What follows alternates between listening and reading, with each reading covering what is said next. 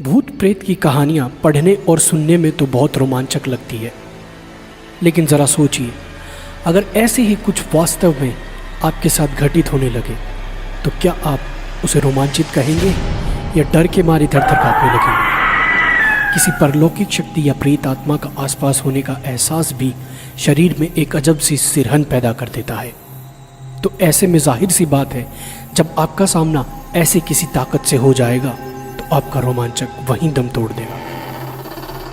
वैसे तो कहने को बहुत सी ऐसी जगहें हैं जहां यह माना जाता है कि आत्माओं का वास है। कोई वीरान और अकेला घर हो या एक लंबे समय से खाली पड़ी इमारत। इसके अलावा वह स्थान जहां किसी दुर्घटना की वजह से भी किसी की जान गई हो, उसे भी हम योग्य नहीं मानते हैं कि हम वहां जाएं, क्योंकि जिन लोगों की जान दुर्घटना में जाती है उनकी आत्मा को मुक्ति नहीं मिलती और वे भटकते रहते हैं। कहने को तो बहुत सी जगहें हॉन्टेड या भूता कहा जा सकता है, जहां प्रमाणिक तौर पर कहा जा सकता है कि उस स्थान में कुछ न कुछ गड़बड़ तो ज़रूर है, और वह स्थान है राजस्थान स्थित भानगढ़ किला। यह वह स्थान है जिसे पुरातत्व वैज्ञानिकों ने सामान्य नहीं माना है।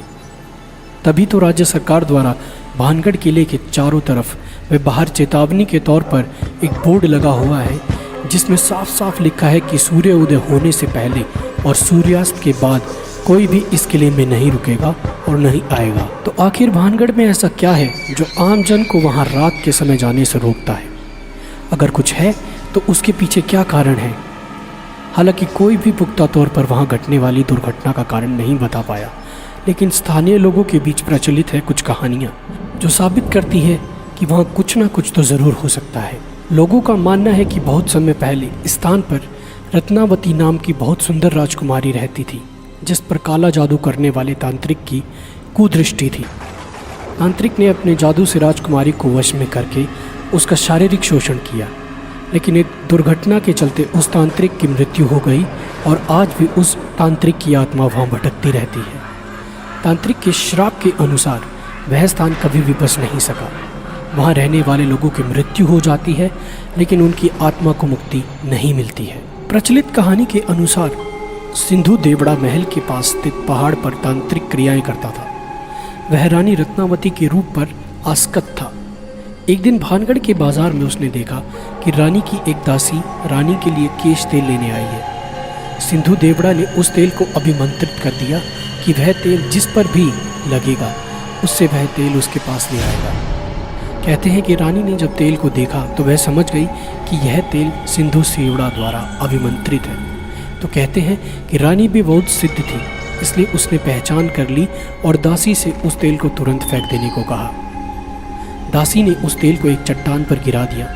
कहते हैं अभिमंत्रित तेल ने चट्टान को उड़ाकर सिंधु सेवड़ा की ओर रवाना कर दिया। सिंधु सेवड़ा ने चट्टान देखकर अनुमान लगाया कि रानी उस पर बैठकर उसके पास आ रही है, सो उसने अभिमंत्रित तेल को रानी को सीधे अपनी छाती पर उतारने का आदेश दिया।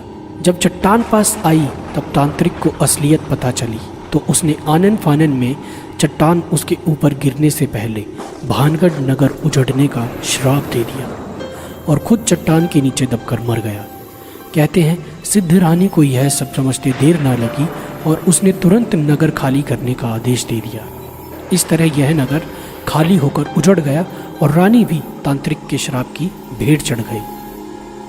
तो कितनी सच्चाई है इस कहानी में?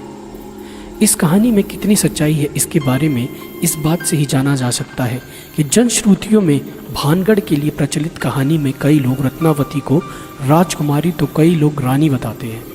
रानी रत्नावती का जिक्र तो हर कोई करता है, पर वह किस राजा की रानी थी? उसके राजा व उसका शासनकाल कौन सा था? नगर किस काल में उजड़ा? इस प्रश्नों पर सब चुप हैं। अक्सर लोग इस नगर व किले को 400 वर्ष पहले उजड़ा बताते हैं, पर किले में मिले विभिन्न राजाओं के शिलालेखों की तारीख देखने के बाद उसके उजड़ने की समय सीमा काफ़ी कम हो जाती है। पर बहरहाल बात चाहे जो भी हो, इस फोर्ट को या इस भानगढ़ के किले को अब भी लोग सबसे ज़्यादा डरावना मानते हैं, या कह सकते हैं कि भारत का सबसे प्राचीन स्थान जो भी है जिसमें भूतों का निवास होने की पूरी आशंका या जहां भूत विराज करते हैं, वो भानगढ़ का किला ही है।